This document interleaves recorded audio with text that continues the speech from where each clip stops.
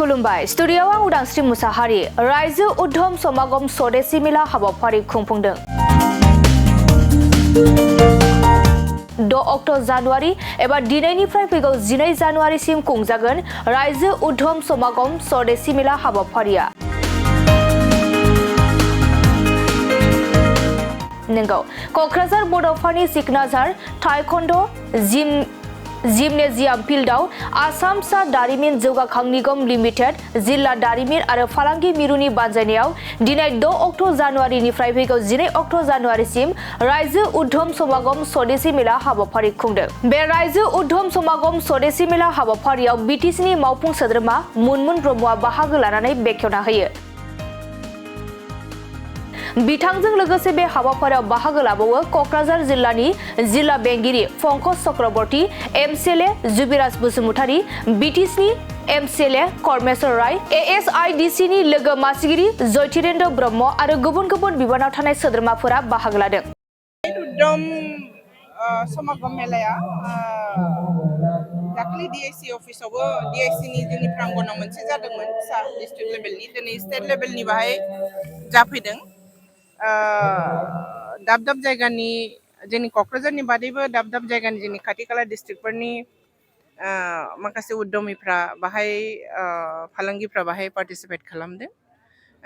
जोबोद मोजां मोनसे प्लेटफर्म। क'क्राझाराव रायजो राजाफ्रा नुजाफैनानै बिथांमोनखौ आरो साहस आरो बिथांमोनखौ एनकारेज खालामफैनाया अत्यन्त दरकारि। जोंनि क'क्राझारनिबो बिटिसिनिबो गोबां फालांगिफ्रा गोबां एन्टारप्रिनारफ्रा फुडआवनो हक बा माबायावनो हक सि जोमावनो हक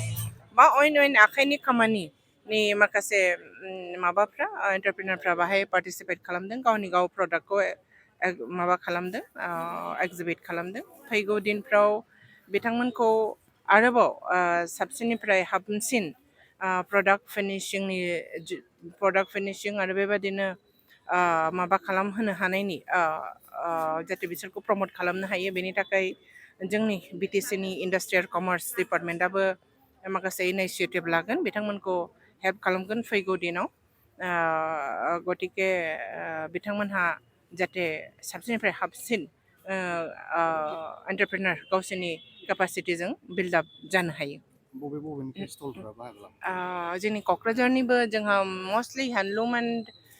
जोंनि सिल्क प्रमट खालामफैनायखौ जोङो पार्टिसिपेन्ट जों नुदों। आरो जोंनि माखासे वुड एन्ड क्राफ्टनि मानसिफोरबो बेम्बु जोंनि क'क्राझार डिस्ट्रिक्ट, चिरां डिस्ट्रिक्ट, जोंनि बिटिसिनि फ्राय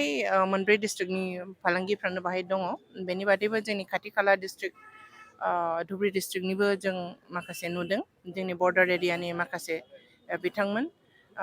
इनक्लुडिं माबा बेल मेटेल माने पितलनि माखासे इन्डास्ट्रि एन्टारप्रिनारफ्रा बाहाय नुजाथिफैदों हादों। जोबोद गोजोननाय मोनदों आरो बिथांमोनखौ हेफाजाब खालामनो जोंनि माबा कमार्स एन्ड इन्डास्ट्रि डिपार्टमेन्टआ जेब्लायबो रेडि। जोंनि फिसा फिसा सेल्फ हेल्प ग्रुपफोर एन्टारप्रेनार्स माने बिसोर जे दिनै सरकारि अनसुंथाइ लानानै जाखिनि खामानि मावबाय थादों, गावबागाव न'खराव थानानै गावबागाव ग्रुपखौ लानानै जेरैबायदि खामानि मावदों, बेनि मोनसे माने फकास हिसाबै बेनि मोनसे केरियार बादि जोङो बाहाय मार्केटिंजों लोगोसे जे बिसोरनि जे खामानि मावनाय बे खामानि मावनायफोरखौ थुलुंगा होनो आरो सरकारि भाबै जेसेबां आसनिफोर दं, बे आसनिफोरखौ जोङो जोंनि बेनिफिसियारिफोरनो मोनहोनानै जोंनि मावगिरि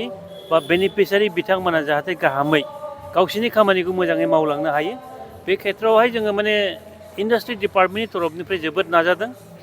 आसाम स्टेट स्मल इन्डास्ट्रिज जे माने इन्डास्ट्रिनिफ्राय जे जोंनि जे मोनसे कर्परेट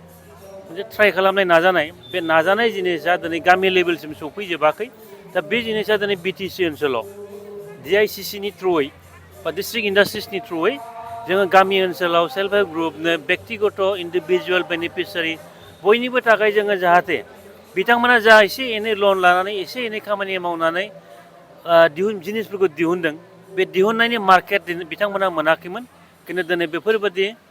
जे उद्यम मेला सेंट्रेल गवर्नमेंट स्पन्सर खालामदों, स्टेट गवर्नमेन्टआबो स्पन्सर खालामदों आरो बिटिसि गवर्नमेन्टनि नाजानायाव दिनैहाय बे उद्यम मेलाखौ जोंनि गासै बेनिफिसियारिफोरा जाहाथे गावसोरनि थांनानै थानायनि खेथ्रआव गावसोरनि थाखा फैसानि खेथ्रआव जाहाथे जौगानायनि मोनसे लामाखौ मोनसे मोजां गेवलां मार्केट बा हाथाय खालामनो हानाय बादि फाननो हानाय बादि बेबस्थाखौ जाहाथे मोनो बिनि थाखाय जोङो बेखौ नाजानानै दिनै बे क'क्राझारावहाय दिनै 6 तारिख 12 तारिखसिम जोङो बे मोनसे एक्सप' बा एग्जिबिशन टाइपनि खालामनानै बिसोरनि ट्रेड प्रमोशनखौ जों खालामलांगोन आरो इउजुवेलि जोङो क'क्राझार हिसाबै गोबाङानो बाहागो लादों नाथाय बांसिनानो जोंनि धुबुरी माने डिस्ट्रिक्टनिफ्राय धुबुरी जिल्लानिफ्राय बाहाय फैदों बाहाय चिरां डिस्ट्रिक्टनिबो दङ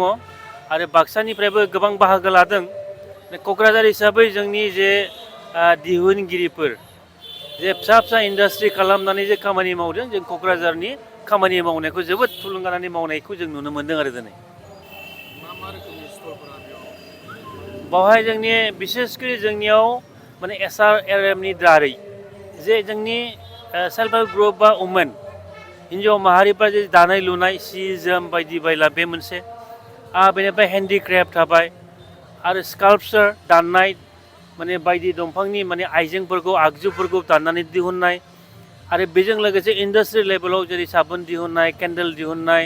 बिदिनो माने थुरसि बानायनाय लथा बानायनाय गासै जिनिसफोरखौनो जों बाहाय दिनैहाय दिन्थिफुंनो थाखाय नाजादों आरो बिनि मार्केटआ बबे जायगायाव जों बेखौ दिन्थिना होगोन आरो